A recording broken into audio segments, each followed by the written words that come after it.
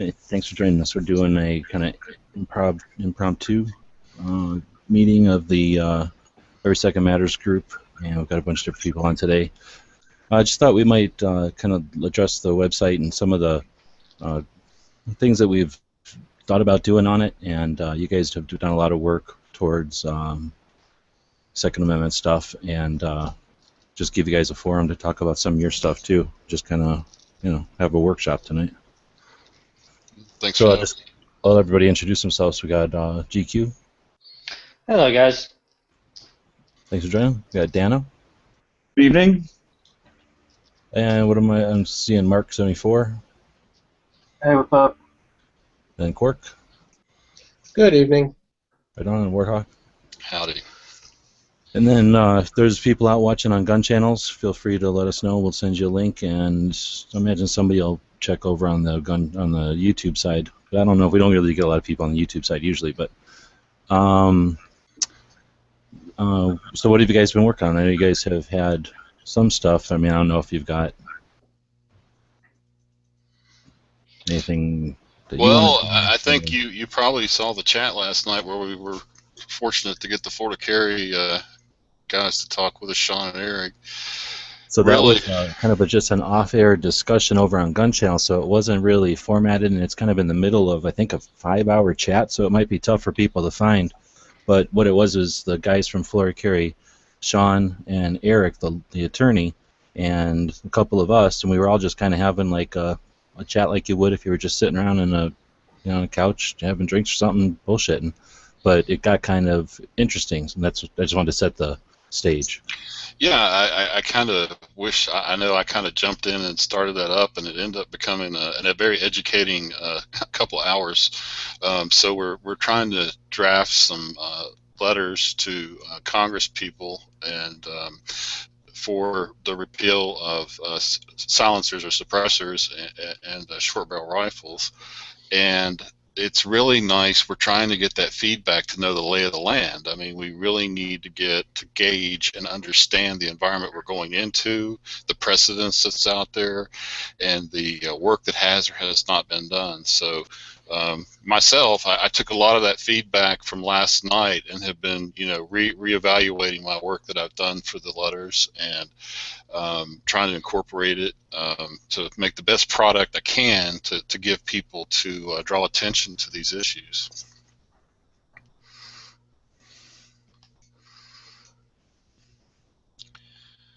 So that's one of the things that's going on with me and my efforts.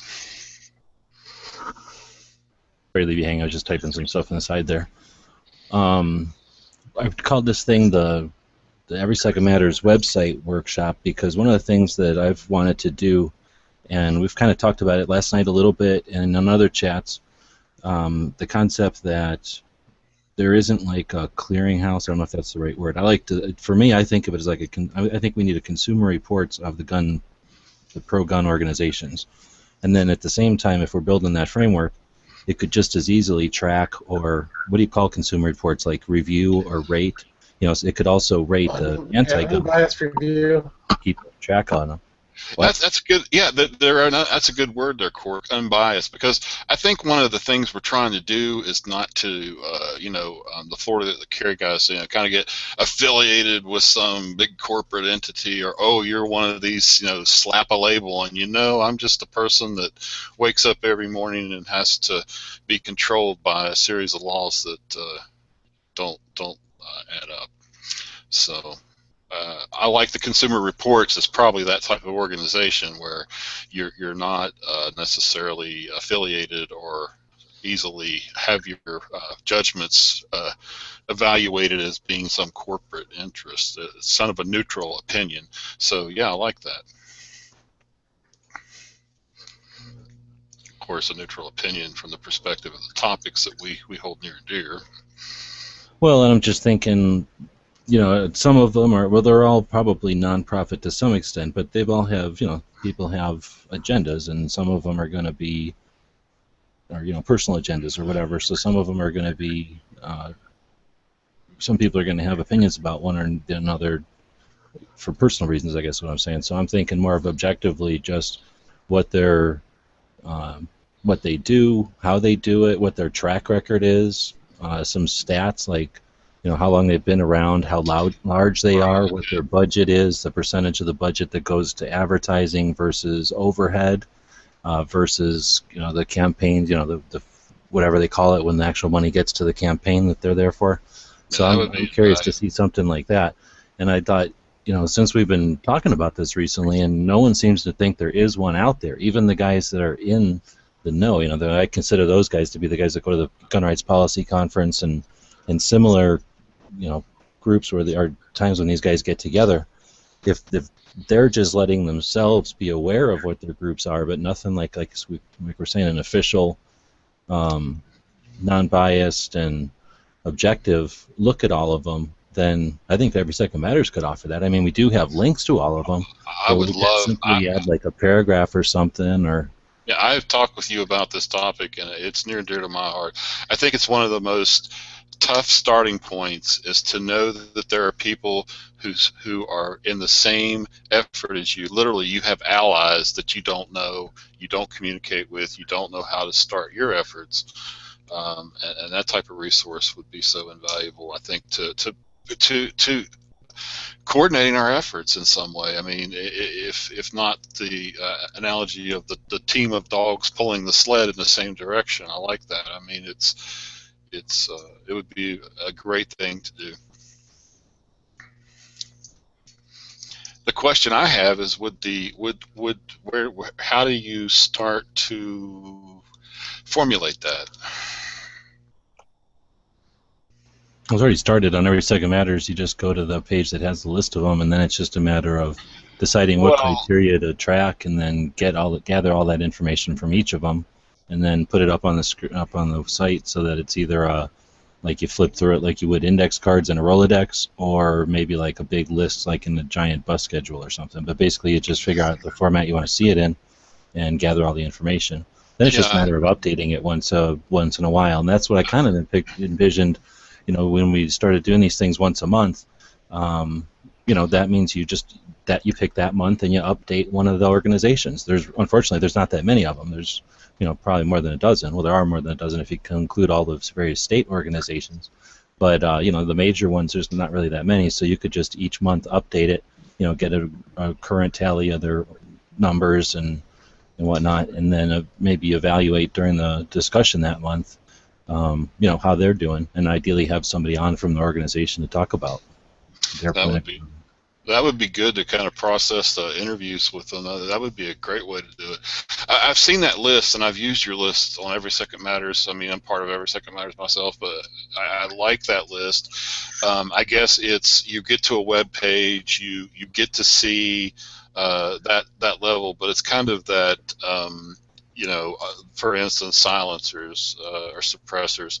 It's what is going on at this point in time, and what would make or a group of people's efforts complement that, not just to go off in your own direction. So those are the types of things I would like to eventually be able to harvest.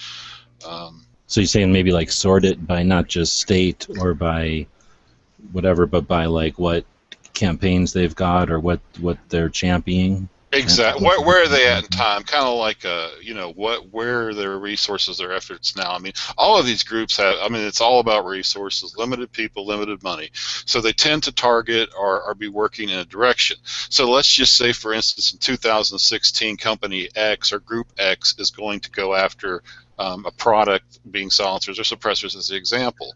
Then if we're in 2015 starting to prime our Congress people to say, hey, this is very important to me, this in effect starts to prime the pump of that action that they may be taking that comes in another form to maybe a lobbyist or another effort. So you're acting in concert with each other, not as just people on a range roaming around.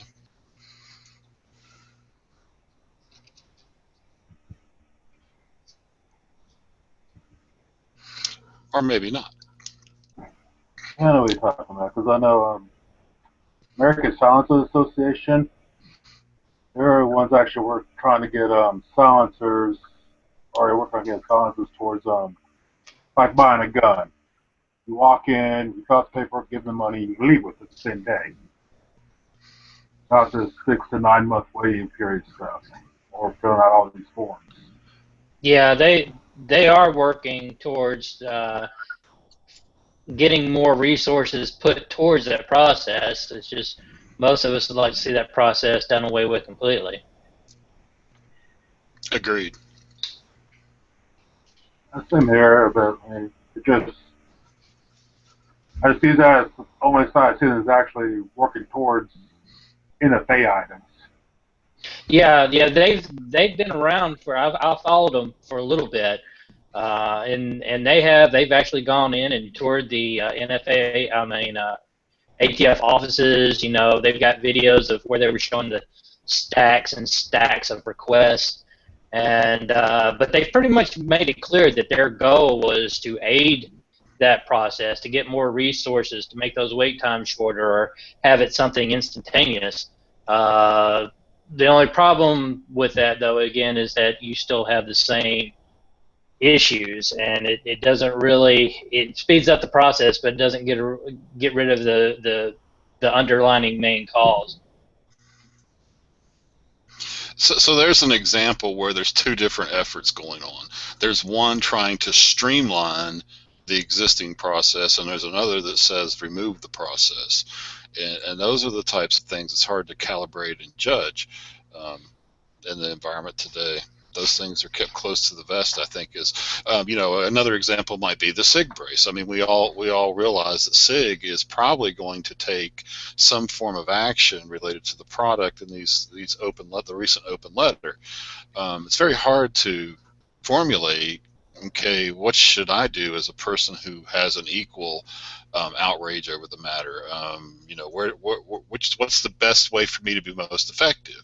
So you're once again on your own to do it, and not acting as for the use of the term community, with a larger voice singing together as an orchestra, if you will, or as a choir.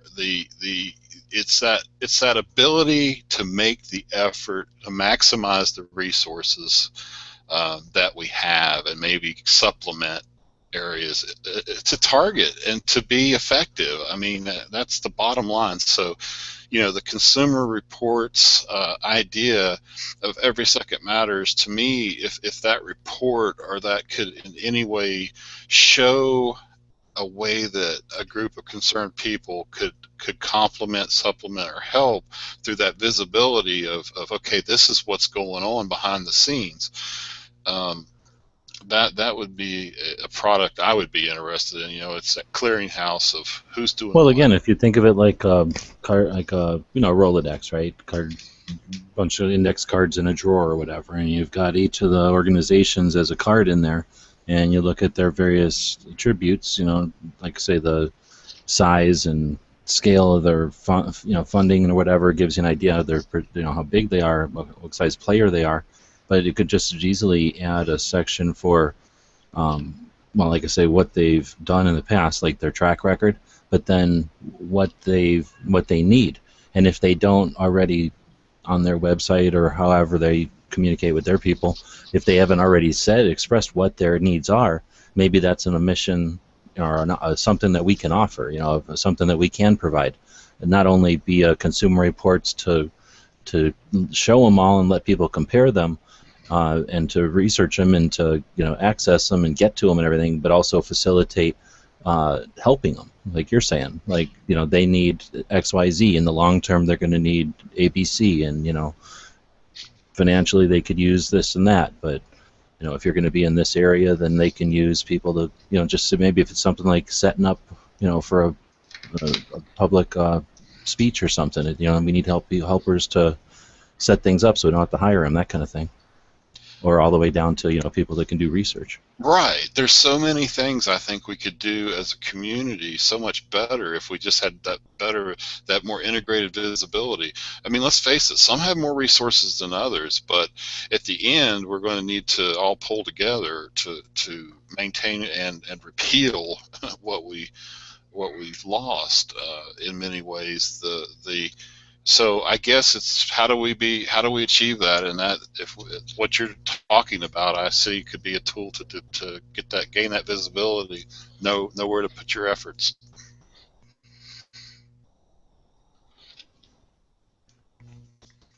So the efforts that we've got to that I've done to this point is to obviously, it's not a legal as much as it is a legislative attempt to draw attention. We hear a lot of people that say they support Second Amendment rights, so we want to frame the opportunity for them to demonstrate that, and to, once again, maybe there's a way to keep a record of their responses to well-crafted letters showing that the Second Amendment support would be the Congress to repeal what Congress passed that is in violation of the Second Amendment. So these are things that could also be in kind of a clearinghouse, if you will, or the Consumer Reports, not unlike what the NRA does, but to rate or rank responses to requests for Second Amendment support. Yeah, try to find out the true pro-Second Amendments, and the ones that are, whichever the way the wind blows is how they feel about the Second Amendment that day. Yeah, I think it was kind of chilling we Florida Carry last night, where we heard that, well, even if the president was pro, Second Amendment, we couldn't get any repeal of Second Amendment violations. So that's telling us that even though there is a, quote, conservative or Republican Congress and Senate majority, that couldn't even make it to the president's desk to be signed. So what's really going on under the covers? Well, they've kind of broke it down. There's some people who say I support the Second Amendment and it means one thing, and there's people that say it means another. So it would be nice to have those people on record as what they actually mean, and not be allowed to hide under the cover of a soundbite. Yeah, like one was Senator Roberts up there. He said, "Well, I only support gun laws that would reduce criminal activity." And it's been proven none of them do. Yeah, I guess you would probably have to have a category for just canned responses, because unfortunately that's what you get a lot. Well, and that is something that Well, you that would rate. be that's them doing the work that the NRA or somebody already does anyway. They'd already come out with a ranking of all the politicians on gun issues, right? Yeah, but Yeah. the litmus test is the difference. The ranking is based on their actions. I guess the litmus test would come in the form of a well-crafted letter to gauge what exactly they stand. And maybe that already exists, and I'm just not aware of it. I mean, I'm certainly not in the know of everything. Very little, actually. The GOA ranks them by how they have voted on laws, and if or not they have entered new pro or anti laws. That's how I'm not sure about the NRA, but I know the GOA. That's how they rank them. So again, I don't want to ever make these. I don't see Every Second Matters being like a thing that's the giant entity or whatever. But I can see having a place to list or link to those people that are doing a concerted effort to rank the politicians on gun issues. And if there are multiple places doing it, then that just means, by checking out multiple sources, you get a pretty good idea of the politician that you're interested in or you're voting for, where they stand. Right? Right. Yeah, you're right. And that just serves as a permanent record to show, people can judge it for what they want when they vote. I mean, ultimately, a response to a letter may influence somebody who's very, maybe a member of MRA, GOA, and every Second Matters. It's another input into their decision-making process when they see, hey, wait a minute, you wouldn't even vote to repeal suppressors? That's a litmus test that, if GOA or the NRA had that litmus test out there, well, I certainly wouldn't try to repeat it. But I think that's what most people would consider the most low-hanging fruit of all.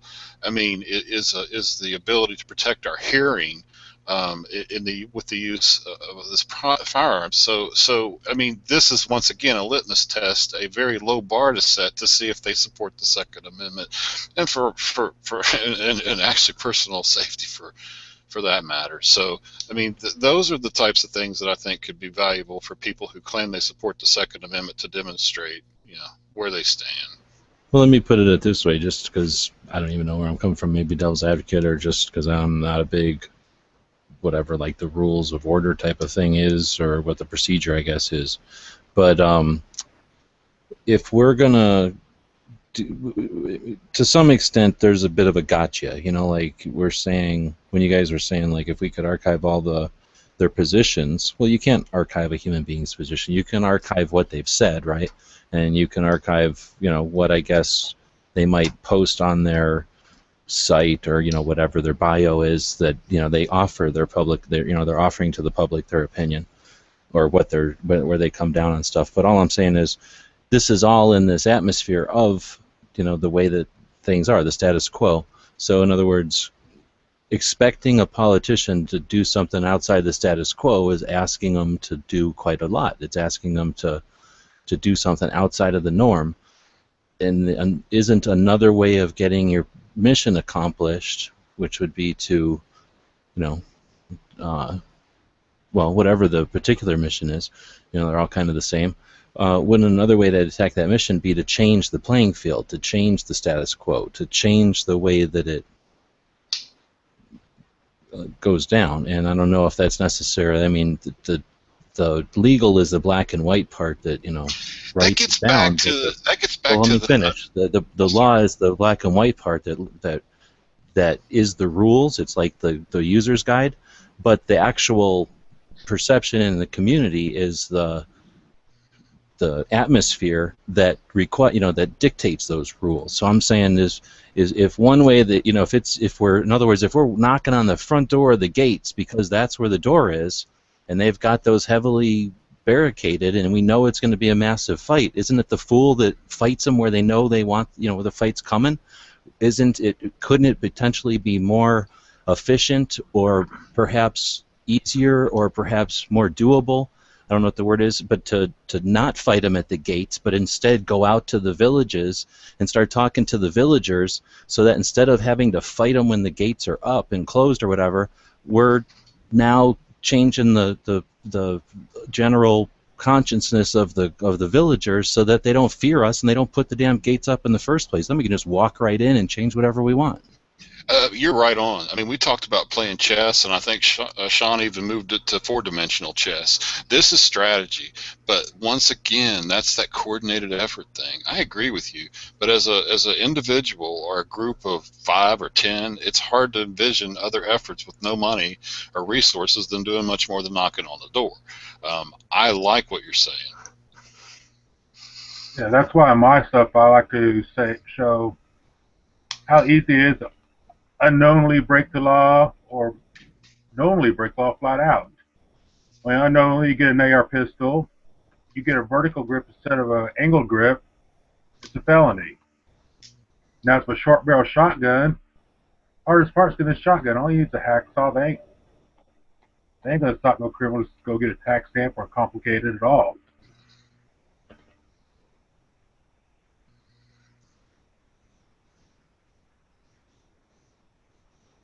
I know it's, Owen says,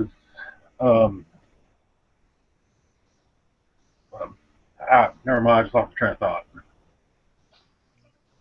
Well, I think that we all can probably go through a long list of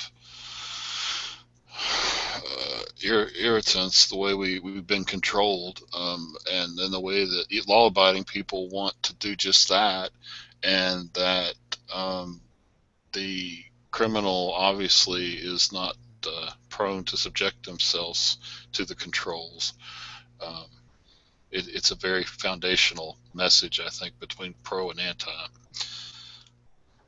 And I guess that's my biggest fear, my biggest concern. The reason why I see these things need to be repealed is just to the danger of someone's personal freedom. You mentioned like the vertical foregrips on a pistol, things like that. And we see advertisers make that mistake. We see a bunch of people make that mistake who could technically get called on it. They're looking at $10,000, 10 years. But, I mean, it goes even further. You know, you have with like the right now all the things going on with the lowers. It was Ares Armor who, you know, where the ATF has stepped in and is trying to change, I guess you could say, the rules behind 80% lowers. You've got, oh God, I'm going to get hung for this. The AK-47 group where they were having the build classes where they would travel. You could go in and build your own AK, and the ATF has stepped in. You know, says no, you can't do that. That breaks, you know, firearm dealership laws. You know, you've got an executive body out there that's using law, but at the same time changing it on a dime to whatever their opinion is at that day, creating criminals overnight. And then that, to me, that is the biggest risk. And that, to me, that is what the reason I'm wanting to attack and repeal gun laws, specifically things like ATF. I'm sorry, NFA. Yeah, and then that Eric, the attorney for Florida Carey, last night we were saying that while we were bringing stuff like that up, and his answer was that, oh dang it, you were saying about the which one? The lowers or the build Oh, classes? the build classes. Dang it, I can't think of it. I just dropped what I was thinking. I'll think of it. One second. I'm trying to think of it.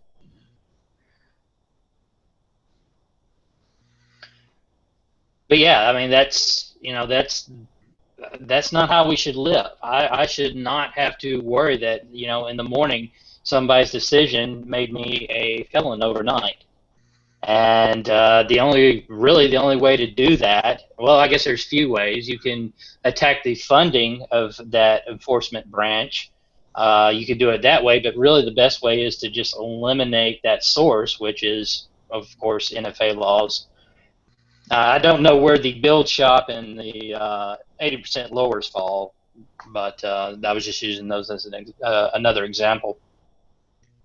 These are examples of controls that have no place in our lives, and do not, once again, read section 101 of the NFA 1968 Act and its stated purpose. It is so far from that stated purpose, the conversations we're having.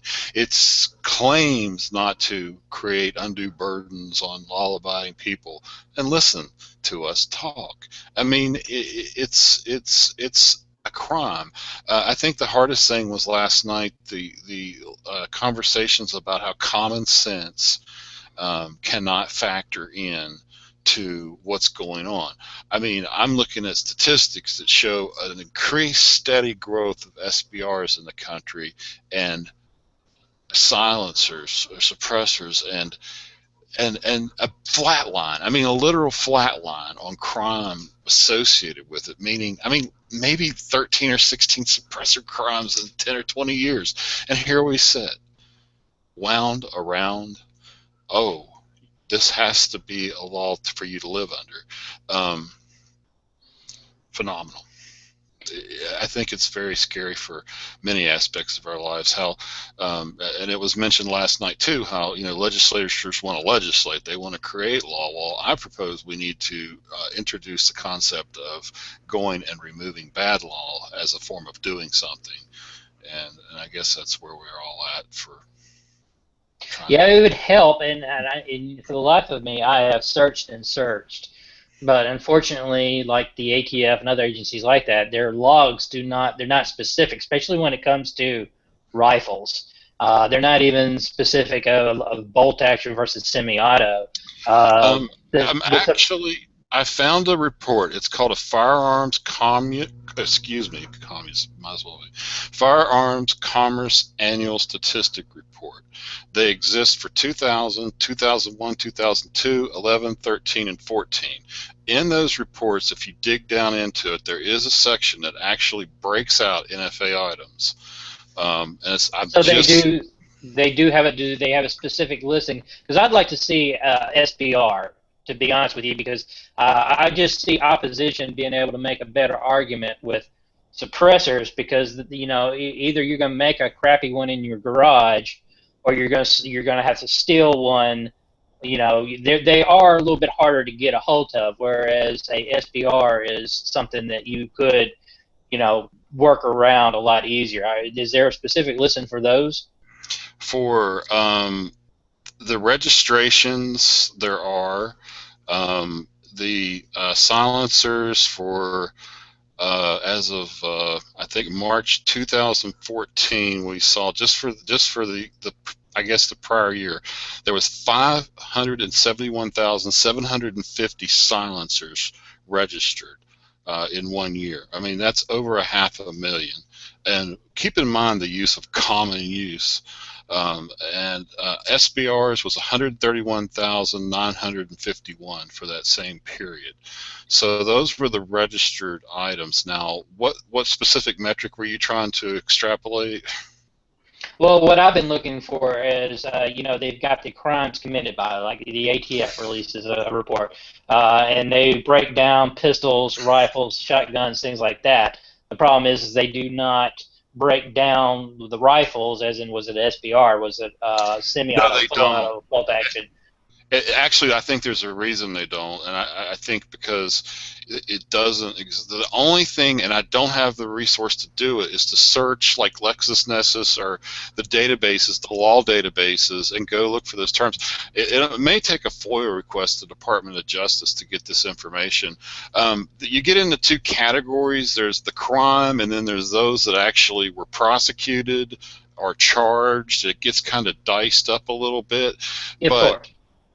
But I mean, the only one I've ever been able to grasp so far was a report someone else did that showed two prosecuted silencer murders that had occurred from 1995 to 2005. And once again, if you compare, a statistical comparison, you would find that a common item, the FUD, if you will, a shotgun, a rifle, is a far more.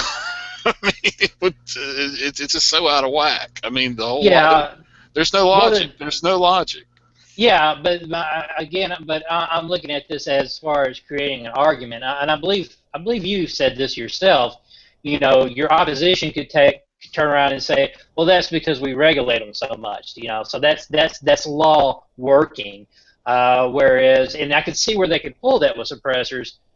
Again, because the ability to either create them or get your hands on one. Well, here's whereas SBR is a lot easier, or a short barrel shotgun. Say, you just need a hacksaw. Yeah, I've been looking for reports of those items being used, and that's what I'm having problems finding. Right, but the trend, if you look at a trend where the product is, the silencer is in effect from, say, 1970 to present date, there is, and once again, I'm ad-libbing here, I don't have the numbers either, but there's a consistent and steady exponential growth of the product. I think this was kind of the gun culture 2.0 coming into reality, and the fact that millions of these products are in circulation, just the same as millions of other types of arms, and yet there is a flat line of crime with them. So, you're seeing that if you're,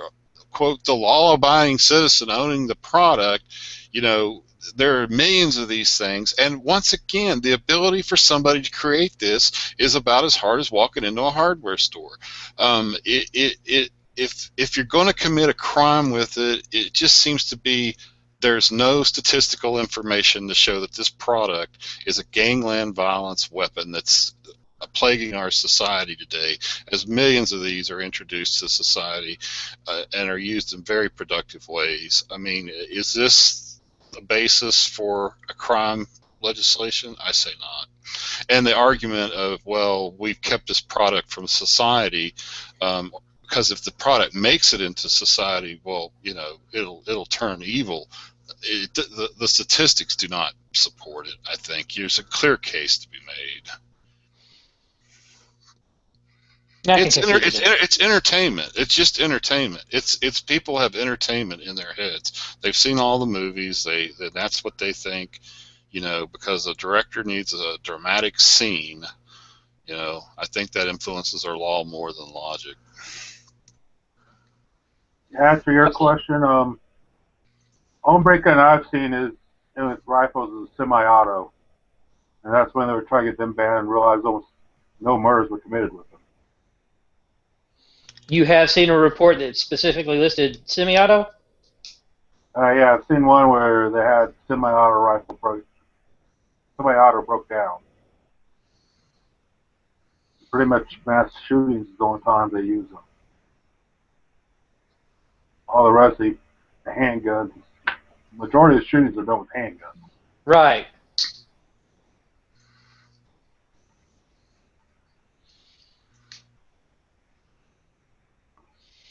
Maybe it was. Maybe I did see one that was semi-auto. I'd like to see that one again, or see what the one that you've got or found. If you ever run across it again, I'd like to see it. But I'm thinking maybe I did see one, but they weren't specific. If it was, maybe I was looking for seeing if it was break down to like AR, AK, things like that. But again, that's kind of off topic. I was just looking, kind of like Warthog was talking about. I'm just looking for numbers to use as argument. Yeah, one of the interesting statistics I see is there's 2.25 million destructive devices registered in this past year. I mean, you know, is there a outbreak of destructive device violence in the country? I mean, you know, what was that number again?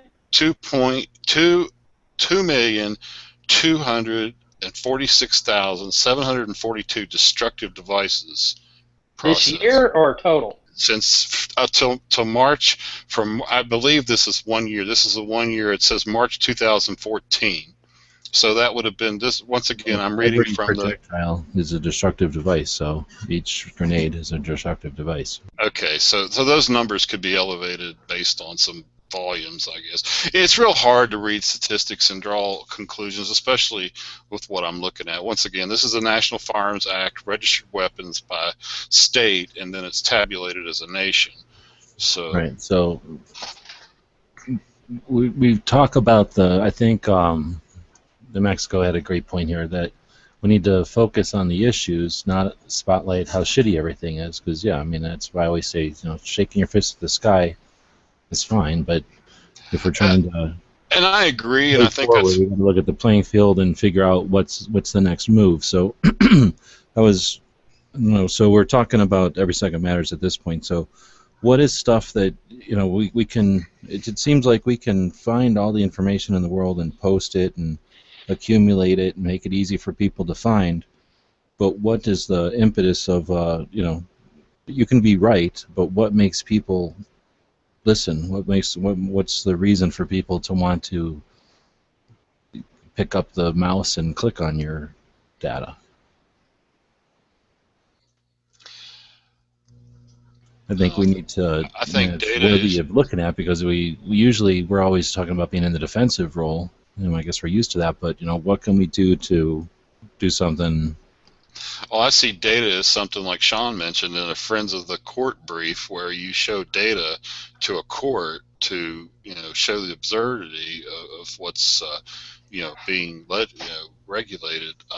As far as people wanting to click on it, I think it serves as this hard to quantify research. Maybe I don't know that data necessarily you know, draws or grabs people. It's just used to make factual arguments from, or try to, you know. Then, you know, I agree though, we don't need to be focused on the everything that is perceived wrong as much as we are how to change this environment.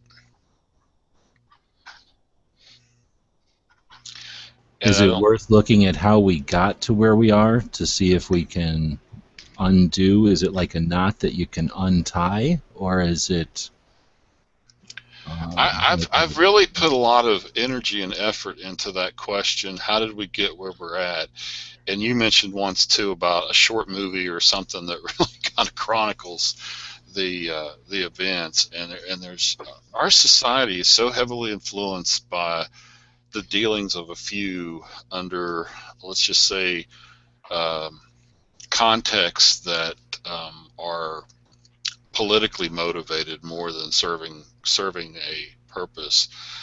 Emotional responses, the concept of Overton window, where they introduce a little bit at a time, keep nudging, nudging, nudging, nudging, pushing us along. You know, the 1934 Act, the 68, and at the same time, you know, we saw the recently the assault weapons ban, and you can clearly show, you know, looking back where we came from. I mean, it was crap.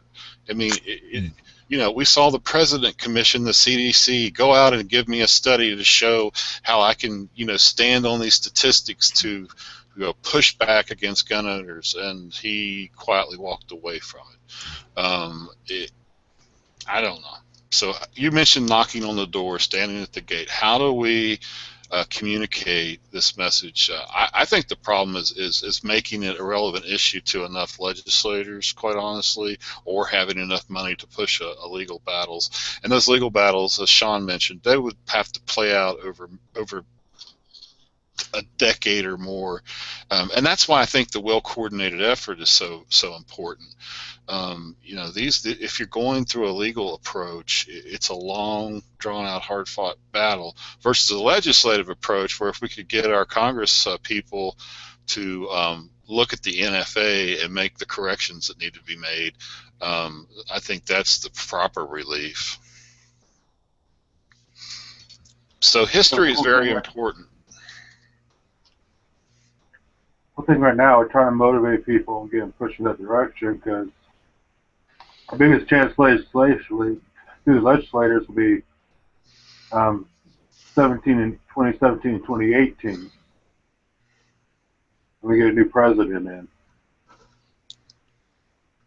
Yeah, but it would be really nice to get something going and get something on the desk. So like day one, and I'm being a little funny here, but not really. You know, it'd be nice to get something done through a supposedly conservative representative right now, Congress, House, got to get something to where in 2 years something's on the desk. That'd be like day one, I can sign this repealing NFA or what have you. Yeah, that's what I was thinking. You know, just start the process and get ready when 2017 rolls around. We get a new president in, run through the House, run through the Senate, and on up. Because the normal routines keep going. Right. And with 2019, Democrats can start taking control of the House and Senate. More than likely. Well, I guess the other thing is, you know, the letters, the knocking on the front door analogy. I'd like to see somebody knocking on the door that's just not there to want to pass more law, but to let them also know, hey, there's people just as equally interested in repealing or removing law. You know, to make sure the concept is not just this everybody's hunkered down trying to fight off attacks from the Bloombergs, but to say, hey, guess what? We have a voice. He's got the $10 million. We might have 10 million votes, you know, and let the people that have those votes can tap on 10 million doors. So I guess that's another part of it, you know, how to be an activist in this environment and to show that, you know, there's another side here and we have a voice and we have a right and we're going to exercise it and we're not going to be silenced from trying all methods. I mean, you know, I think if you're committed and you're involved, then you're not going to restrict yourself in your efforts. You'll do it routinely and as needed to affect change. So strategies of legislatures, uh, putting Congress people on notice your opinions and feelings of and voters. I mean, all these things, come into play, but are you using them to play checkers? Or are you using them to play chess? Well, right now, my plans, I've already made these plans, and I'm going to, I guess, continue with them, is, we have the NRA convention in 2 months. My plan is I've got a map of the area, is to intercept people walking to or going into the convention, handing a attention getter flyer, maybe one that would be kind of on a shock value slightly, like asking, "Are you a criminal? Have you committed a crime?" And then showing visually, how NFA regulations work and how they change on a whim, and how we would like to repeal those laws that make that possible. I guess the question right now is, other than telling them to contact your local representative, what other organization can I point them to now? Yeah, that's a good point. I mean, you have an effort that needs to be tied into an organization. Yeah, basically, I think someone brought up in the past, Dave, what we really want to do, instead of constantly be on defense, we want to go on the offense. Because if all we're doing is standing here trying to stop new laws, we're going to lose eventually. Well, eventually, yes, absolutely. I mean, that's been one of my main arguments all the time, is that we've been playing nothing but defense before I was born, obviously. However, I think right now, and I'm not saying that people should fall asleep and not pay attention. I know that they're putting things on the floor now, but I will say that I believe that we have a little bit of protection and a little bit of room to concentrate more on being offense, because I don't think for the next couple of years they got a good chance of passing anything. So again, that goes back to where I feel as if these next 2 years are so critical to get something done. We've got time to breathe a little bit. We've got time to go to work. We've got time to focus. Because I don't think that they're going to be able to throw anything else out there to, take our focus away to having to go back on the defense. If that makes any sense. It does. Yeah, because it makes sense. Most of them move to the state levels anyways. And there's a lot. I think last night Sean from Florida Carry kind of demonstrated to me that a lot of this effort, they've kind of lost their big Bloomberg dream of doing a federal action, and now they're moving off into the states, and it's what he called like softer targets for them. And I still really think that the big picture is to go after the hard target that they couldn't, because we have basis in the Constitution and the Bill of Rights. I mean, they're trying to articulate a strategy of chipping away at our right, and we need to have a strategy of guaranteeing our right. And this is where no one, and once again, maybe it's happening out there, maybe it's in the background and I'm just unaware of it. This is where G-Webs was talking about a consumer reports type concept. I'm just that way to synchronize those efforts, to see who's doing what, to be able to jump in on 4, 5, or 6 efforts, not just from sending a check in, but from being an active citizen, interfacing with your legislator. there's just more that can be done. I think that a lot of us want to do. It's just, how do we get on offense? I'm tired of sending off necessarily the check to be defensive. Not that I won't do that. I'll continue to do that. But I'm a both coach kind of person. I'll take both. I'll play both sides. I mean, Well, I tell you guys, I've got a lot of soul searching to do right now. I'm gonna have to retreat and regroup, rethink some things, and of course, I'm going to take care of some personal business here. It's time for me to start my wife on her medication. But guys, I appreciate your work. I appreciate everything that you've done, and hopefully, I'll be hearing from you, and you'll be hearing from me very soon. thanks, GQ. Thanks, Pleasure guys. working with you. Sounds good. Thanks.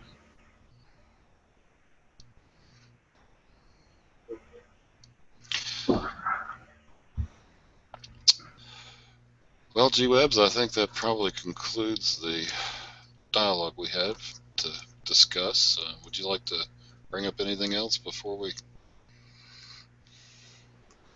Well, basically, obviously, we did this in kind of to keep the momentum going. I know you guys had worked a lot on stuff, but yeah, there wasn't really an agenda or anything. I don't know if We Like Shooting is going to do a chat tonight or not. They're at that show in Pennsylvania. I saw them jump on here, but I didn't see any links or anything. Okay. So I guess, yeah, thanks everybody for staying in the fight. We'll just turn it off and see if, or we'll, anybody that's listening to this, join us at Every Second Matters, and there are lots of different organizations out there. Anytime you have something to contribute, feel free to do so on Facebook or over at Gun Channels.